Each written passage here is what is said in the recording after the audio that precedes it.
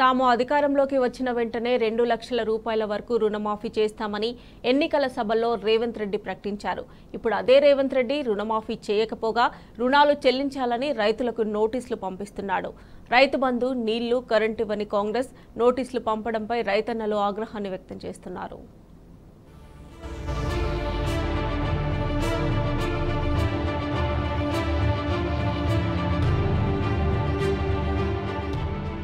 కాంగ్రెస్ ప్రభుత్వంలో అన్నదాతలకు కష్టాలు అన్ని ఇన్ని కావు. అటు రైతు బంధు ఇవ్వకుండా, ఇటు సాగుకు సరిపడా నీళ్లు ఇవ్వకుండా రైతులను ఇబ్బందులకు గురి చేస్తున్నారు. చివరకు అకాల వర్షాలకు దెబ్బతిన్న పంటలకు నష్టపరిహారంపై నిర్ణయం తీసుకోకుండా నిర్లక్ష్యంగా వ్యవహరిస్తున్నారు. ఇవన్నీ పక్కన పెడితే అసెంబ్లీ ఎన్నికల సమయంలో ఇచ్చిన హామీలను కూడా అమలు చేయడం లేదు రేవంత్ సర్కార్. ఎవరైతే బీఆర్ఎస్ గవర్నమెంట్ లో రైతు రుణాలు తీసుకున్నారో వారెవరూ తిరిగి చెల్లించొద్దని, తాము అధికారంలోకి వచ్చిన వెంటనే 2 లక్షల వరకు రుణాలను మాఫీ చేస్తామని ఎన్నికల సభలో రేవంత్ ప్రకటించారు.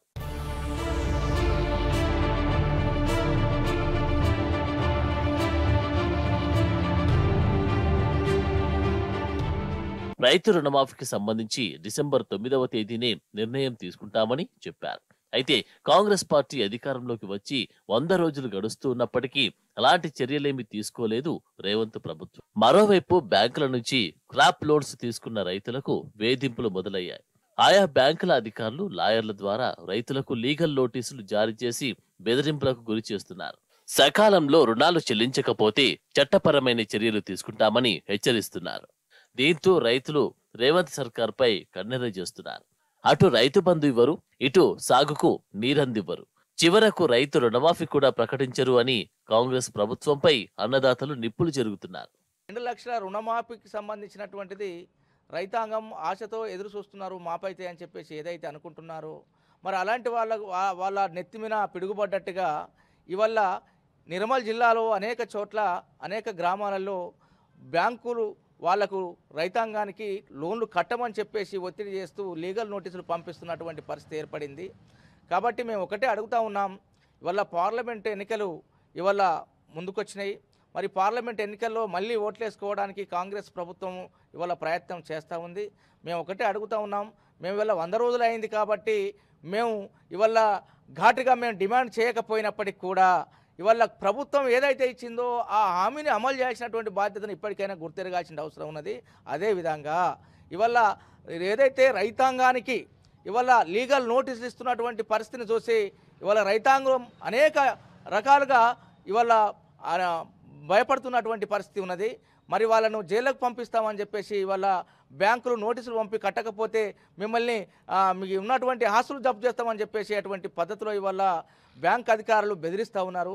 నిర్మల్ జిల్లా లక్ష్మణ్ చంద గ్రామానికి చెందిన పడకపల్లి నాగభూషణ్ అనే రైతుకు ఇటీవలే తెలంగాణ గ్రామీణ బ్యాంక్ అధికారులు న్యాయవాది ద్వారా లీగల్ నోటీసులు పంపించారు. 2020 సెప్టెంబర్ 22వ తేదీన తీసుకున్న 1,60,000 అప్పును వడ్డీతో సహా చెల్లించాలని నోటీసుల్లో పేర్కొన్నారు.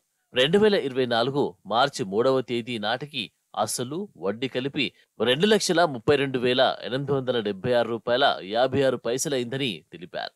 నోటీసులు అందిన నాటి నుంచి 15 రోజుల్లోగా అప్పు చెల్లించాలని నోటీసుల్లో స్పష్టంగా పేర్కొన్నారు. ఈ నోటీసులు మార్చి 11వ తేదీన జారీ అయ్యాయి. బ్యాంకు నోటీసులతో రైతు నాగభూషణ్ తీవ్ర ఆందోళనకు గురవుతున్నారు. నా పేరు నాగభూషణ్, లక్ష్మణచంద మండలం గ్రామం. 2017 సంవత్సరంలో 1,00,000 రూపాయలు లోన్ తీసుకున్నా. 1,00,000 రూపాయలు మాఫీ చేస్తా అంటే నేను మాఫీ అవుతుంది కదా కానీ కట్టలేకపోయినా. రెన్యువల్ చేసిండ్రు. 2,76,000 నోటీస్ వచ్చింది నాకు చిల్లర. 2,76,856 రూపాయలు. ఇప్పుడు మేము ఎట్లా కట్టాలి? ఇప్పుడు వచ్చిన ప్రభుత్వము రాకన్నా ముందు ఎలక్షన్లో మేము 2 లక్షలు మాఫీ చేస్తాం నెల రోజుల లోపలనే అని చెప్పింది. ఇప్పుడు దాదాపు 4 నెలలు గడిచిపోయే దగ్గరికి వస్తున్నాయి. మరి ఇప్పుడు మా పరిస్థితి ఏంది? మేము చేయలేము, పని చేసుకొని లేని పరిస్థితులు ఉన్నాం. చేత కాదు. 66 సంవత్సరాలు నడుస్తున్నాయి మాకు. ఇప్పుడు మేమేం చేసుకొని బతకాలి? రాష్ట్రంలో కాంగ్రెస్ ప్రభుత్వం రుణమాఫీ విషయంలో చేతులెత్తేయడంతో రైతులు ఆగ్రహం వ్యక్తం చేస్తున్నారు. ఓవైపు బ్యాంక్ అధికారుల వేధింపులు, మరోవైపు లాయర్ల నోటీసులతో ఏం చేయాలో తెలియక రైతన్నలు దిగాలు పడుతున్నారు. సకాలంలో రుణాలు చెల్లించకపోతే చట్టపరమైన చర్యలు తీసుకుంటామని అధికారులు హెచ్చరిస్తున్నారు. దీంతో రైతు సంఘాలు రేవంత్ సర్కార్పై కన్నెర చేస్తున్నాయి.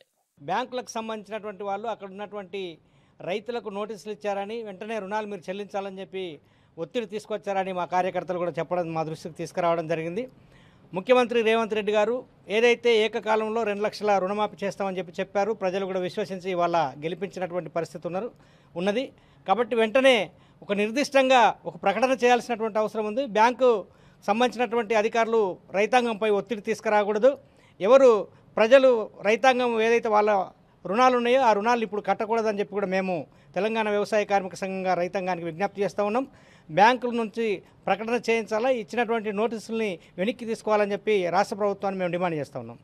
ఎన్నికల ప్రచారంలో ఇచ్చిన రుణమాఫీ హామీని నెరవేర్చాల్సిందేనని రైతు సంఘాల ప్రతినిధులు డిమాండ్ చేస్తున్నారు.